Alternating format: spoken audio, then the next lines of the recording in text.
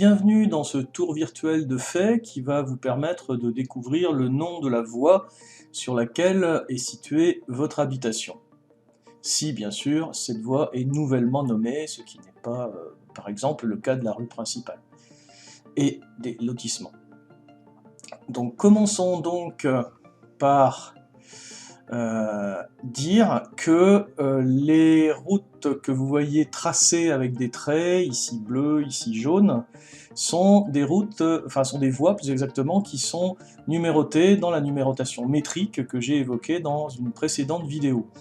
La rue, telle que la rue principale, ne comporte que des points, et cela signifie donc qu'elle est numérotée en numérotation continue. Donc si on part du centre du village, nous voyons donc que nous aurons la place de la mairie, qui se continue en direction de Chauffour par cette route que nous avons appelée donc route de Chauffour, qui est donc numérotée en métrique. De cette route de Chauffour part un chemin privé que nous avons appelé donc chemin de la Fosse, parce que la dernière habitation s'appelle la Fosse. Presque en face, nous avons le chemin de la Groix du Parc. Ici, nous avons le chemin du Perret. Et maintenant, nous allons nous intéresser au lotissement du Vicariat, où quelques changements ont été effectués afin de rationaliser certaines choses. Cette voie ici, que je suis avec mon curseur jaune, s'appelait avant chemin du Vicariat. Donc nous l'avons renommée rue du Vicariat puisqu'elle n'a pas grand-chose d'un chemin, et il était pour nous nécessaire d'inverser la numérotation, donc les personnes qui avaient un numéro sur cette voie vont se voir attribuer un autre numéro, car le numéro 1 était situé ici sous mon curseur, et la numérotation était descendante, donc elle est vers le centre du village, ce qui n'est pas normal, et ce qui nous empêchait en plus d'intégrer les deux habitations qui sont ici, puisque le numéro 1 étant ici, il aurait fallu un numéro -1 ici et un numéro -3 ici, ce qui n'existe pas. Donc la numérotation va partir, comme c'est préconisé en général, du bas pour remonter vers le haut, donc les habitations qui sont situées sur cette voie se verront attribuer un nouveau numéro. Le deuxième changement dans ce lotissement, c'est la création de l'allée des vendanges, puisque avant nous avions une allée des jardins du Vicariat côté Père, donc qui s'appelle maintenant allée des jardins du Vicariat, et une allée des jardins du Vicariat côté Impair. Le problème, c'est que si une maison se construit sur l'ancienne allée du Vicariat côté Impair sur la droite, nous serons bien obligés de lui attribuer un numéro pair. Or, les numéros pairs ont déjà cette allée. Donc il a fallu forcément renommer l'allée des jardins du Vicariat côté Impair en allée des vendanges. Par ailleurs, juste au-dessus, nous avons créé un chemin, nous avons simplement nommé un chemin privé, ici, qui s'appelle chemin des terrasses et qui comporte 2 habitations. Donc tout ça, évidemment, c'est numéroté en continu, comme vous pouvez le voir. Donc si je remonte ici, nous avons 2 chemins communaux, donc un que nous avons appelé chemin du portail, puisqu'il aboutit à la dernière habitation qui s'appelle le portail, et un autre que nous avons appelé chemin du Paty, puisque cette habitation-là s'appelle le Paty. Donc je reviens au centre du bourg. Vous voyez que la rue principale n'a pas subi de changement particulier, les habitations n'ont pas été renommées, ou renumérotées plus exactement, à l'exception de celle-ci, ici sous mon curseur, qui curieusement était le 1 bis rue principale, alors qu'elle était située avant le 1 qui se trouve ici. Donc cette habitation, à présent, n'est plus sur la rue principale, donc son adresse va changer, puisqu'elle se trouvera sur la voie que vous voyez ici tracée en violet, que nous allons donc appeler route de Pruyé.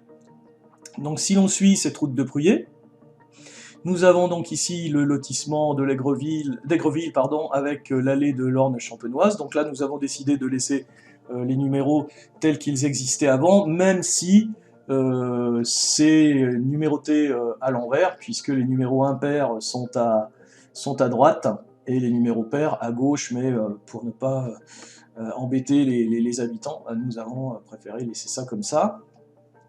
Donc si l'on suit encore une fois la route de Pruyé, nous allons ici jusqu'au chemin des Iards. Donc nous l'avons appelé chemin des Iards, même si l'habitation principale, enfin l'habitation finale, je dirais, du chemin, c'est la Cocardière, mais les Iards avaient un poids historique important, connu, donc nous avons appelé ce chemin, chemin des Iards.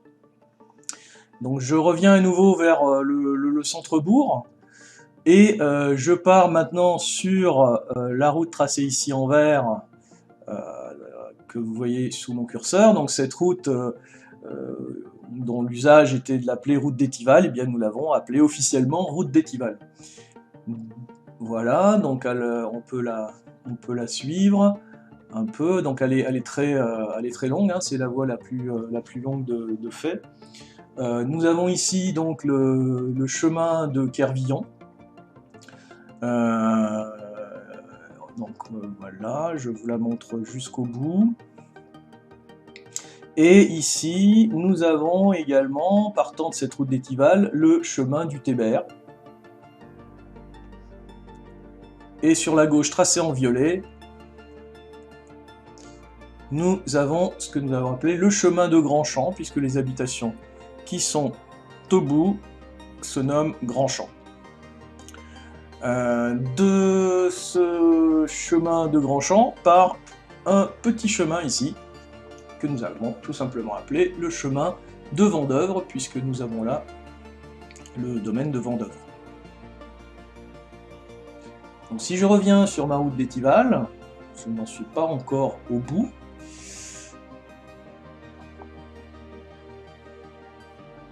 Ici se trouve, sous mon curseur, un chemin qui appartient à la fois à Étival et à Fay. Donc pour respecter le fait que Étival a déjà des habitations ici sur la gauche, nous avons numéroté ce chemin en continu, et l'habitation ici qui se nomme le Bressard portera donc le numéro 2 de ce qu'on a donc appelé le chemin de Bressard. Donc je reviens encore une fois au centre-bourg. Voilà, alors je vais repartir de la route d'Étival en fait pour aller de l'autre côté de la Patte d'Oie. Donc ici, la voie numérotée en violet, nous l'avons appelée route du Broussin, puisque les habitations un peu historiques sont le Bas Broussin et le Haut Broussin, qui se trouve ici. Et de cette route du Broussin part ici la route des Vallées, et de cette route des Vallées part le chemin d'Olivet, puisque la dernière habitation de ce chemin, c'est Olivet, que vous voyez situé sous mon curseur. Alors, ensuite, nous avons une route dont nous avons conservé l'appellation usuelle, qui est la route du Bon Dieu Noir, ici, que je suis avec mon curseur, et qui s'arrête à ce point-là. Donc de cette route du Bon Dieu Noir part le chemin du Haut-Rousset, et ici, nous arrivons à des cas un peu particuliers, enfin surtout un cas un peu particulier, qui est les maisons situées ici, dans ce qu'on a appelé le hameau de l'Ermitage. Donc hameau n'est pas proprement dit un type de voie, mais nous l'avons utilisé quand même parce que là nous étions un peu embêtés, car les entrées des maisons sont situées non pas sur Fay, mais sur Trangé. Donc la seule solution, c'était de mettre des panneaux de hameaux à l'entrée ici, à la sortie ici, et de nommer toutes ces habitations hameaux de l'Ermitage avec une numérotation continue. Ici, nous avons donc le chemin de Bois-l'Abbé, voilà, qui sera appelé officiellement donc chemin de Bois-l'Abbé maintenant. Et encore une fois, je reviens vers le centre pour aller à présent sur la route de Trangé que vous voyez ici en jaune, donc qui s'appelle, qu'on appelle effectivement route de Trangé ou parfois route des Maisons Rouges. Donc nous avons décidé de l'appeler route de Trangé puisqu'elle aboutit à Trangé, avec ici le chemin de la Brunelière. Cette habitation-là s'appelant la Brunelière. Donc le chemin, la route de Trangé s'arrête ici, et dessiné en violet, vous avez le chemin de la Mauvillière, qui porte le nom de cette habitation ici. J'ai oublié, donc sur la route de Trangé ici, vous avez le chemin de la Lucasière, du nom de l'habitation qui se trouve ici. Si je reviens encore une fois au centre, donc je vais partir à droite du pont, et là nous avons décidé d'appeler toute cette partie ici, que vous pouvez suivre sous mon curseur, la ruelle du pont, qui est donc numérotée en continu, et à chaque fois que nous avons utilisé la numérotation continue, en fait nous avons laissé des trous dans la numérotation pour pouvoir intégrer des potentielles futures habitations qui se construiraient sur une parcelle comme celle-ci par exemple, et ne pas avoir à utiliser de bis ou de terre si tel était le cas. Donc vous voyez qu'ici on passe du 11 qui se trouve là au 19 qui se trouve là pour une éventuelle possibilité de construction ici. Donc à partir de ce chemin, de cette ruelle pardon, du pont, nous avons ici un chemin qui part et que nous avons appelé chemin des sources, les sources étant la dernière habitation de ce chemin. Donc si je reviens au pont, nous pouvons ensuite emprunter cette route que nous avons appelée route de Coulant. Voilà, donc qui va jusqu'aux limites de la commune, et sur cette route de Coulant, vous avez ici le chemin de la Houdrie, du nom de cette habitation ici, et nous avons également ici tout ce qu'on appelait avant la Monnerie, et pas mal d'habitations avaient pour adresse la Monnerie. Donc les choses maintenant vont être un petit peu simplifiées pour notamment les livreurs, puisque l'allée en fait qui fait le tour de ce lieu s'appelle maintenant allée du Cormier, du nom de l'habitation qui se trouve ici. Ce qui entraîne quelques changements dans les adresses des personnes qui se trouvaient là, puisque ici nous avions le 1 et 2 lotissement de la Monnerie, ce qui deviennent donc le 9 et 11 allée du Cormier. Ici donc c'était également le lotissement de la Monnerie, donc maintenant ce tronçon, enfin cette voie s'appelle allée de la Monnerie, et nous avons gardé les numéros que les habitations possédaient avant, donc 3, 4, 5, 6, 7, c'était de la numérotation circulaire comme vous le voyez, voilà, pour pas trop perturber.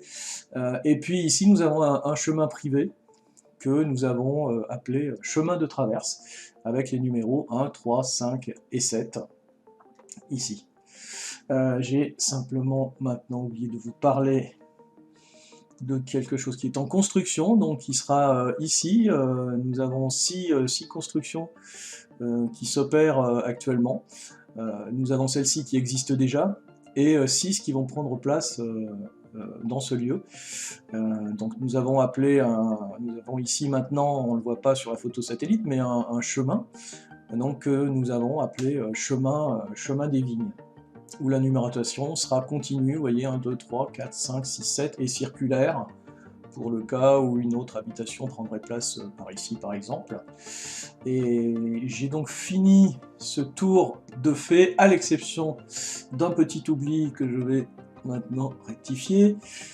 Ici, alors de la même façon que tout à l'heure, on ne voit pas encore les habitations qui sont construites, mais elles sont bien construites. Cette voie sera donc appelée chemin du Cloteau et comprendra des habitations qui vont de 1 à 3 pour celle-ci, 5 et 7 pour celle-là. Voilà, donc vous savez tout maintenant sur le nommage des voies de fait. Je vous remercie d'avoir suivi cette vidéo.